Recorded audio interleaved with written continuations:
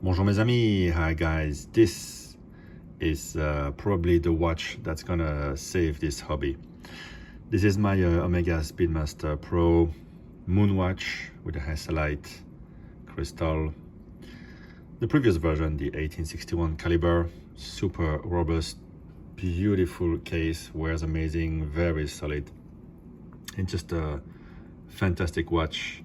You know the history, but you know, if you're like me, you love looking at the stars, looking at the moon, thinking what's out there, what are we doing here, and well, this is the one chosen by NASA to go and explore all those questions.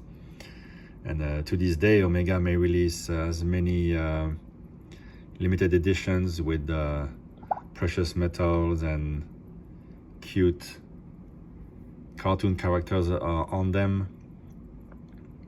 Those are not the ones that are going on missions. This is the one you'd want to have.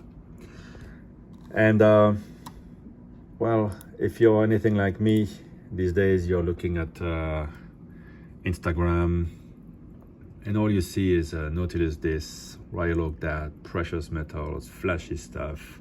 You look at Chrono24 and watches that you turned down a couple of years ago have double, triple in prices. Everything is completely out of reach now. Seems it just goes from dealer to dealer, staying involved. Everything is mint, unworn, like new, sealed, double sealed. And you wonder why there's no watches at Patek and Rolex dealerships. You know, you've been saving, you want that one watch. First world problem, true, but if you're really into watches, maybe there's one watch you've been wanting, and it's not gonna happen because it seems like authorized dealers keep on selling to the same few clients that they know are gonna be discreet when they resell the watches, or they sell directly to dealers. Or many watches are just going straight to China these days. As I was saying, Beijing replaces Hong Kong now on the world timers of every Swiss brand. It's a sign of the times, and people are just, you know, right now it's banking season, it's bonus season in around the world, especially in banking, and all those fools are just paying more to get less. You know, to me, none of those watches is worth a dime more than retail. And retail already is paying mostly for the distribution and the fancy location, the fancy chat, and the glass of champagne. You're already full at retail. A cent over retail is a cent too much, and people want to spend 2-3 times more, and everyone and their grandmother is now an investor in watches. There's no more real collecting. Of course, they're beautiful. I think even dealers, you know, the crummiest of dealers, still enjoy somewhat the watches, but what they enjoy most is the money you can make on the gullibility of idiots, and the whole thing is just thinks so much. Instead of adding pieces this year, I just want to reduce. I've just sold 2. I'm going to sell a few more. And enjoy the ones that I've always enjoyed, like this Speedmaster. When I got it 3-4 years ago, I paid, you know, brand new 3,000, gray market dealer at the lowest prices probably they've ever reached. And the moment I laid my eyes on it, it was love. I just love the way it looks, the hue that the Hesalite gives to around the dial, the feel on the wrist. And after wearing it a weekend, I just get the same feeling, and I want to put it's still in great condition, but I do wear it quite a bit. I even play tennis with it, play with the kids around with it, and somehow I managed to keep scratches pretty much off it. But I do want to see wear on this watch. I think it will look much better with a lot of scratching, completely beat up. Hopefully the bezel will fade, the dial maybe as well.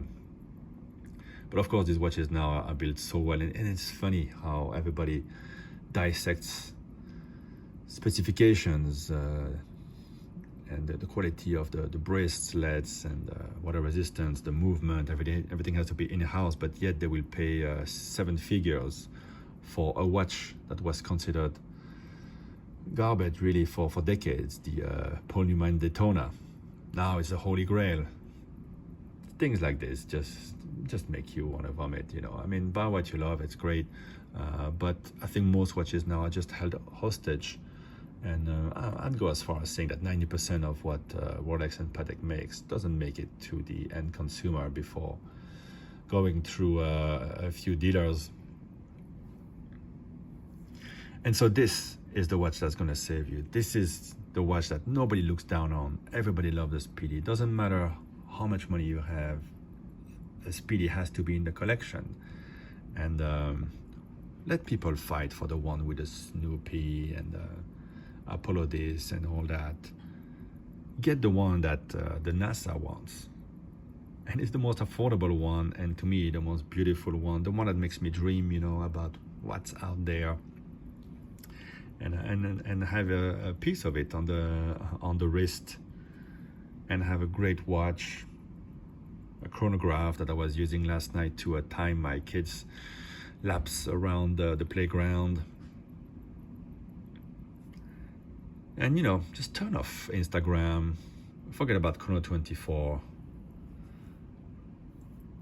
get a Speedy, or pull it out of your watch box if you haven't worn it for a while, and just remember everything that was good about getting the watch in the first place, about having a good watch, a good solid watch that doesn't have to cost a fortune, that people love but don't go crazy paying more than what it's worth for.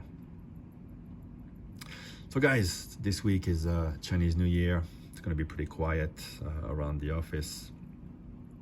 So I wish you all Gong Hei Fai Choi, happy New Year. If you're in the region, or if you're anywhere in the world celebrating. And yeah, let's not forget why we enjoy watches, and let's not forget that there is one available, whether you're new to this watch collecting hobby or you've been in it for a long time. Sometimes all you need is right in front of you. Bye bye guys.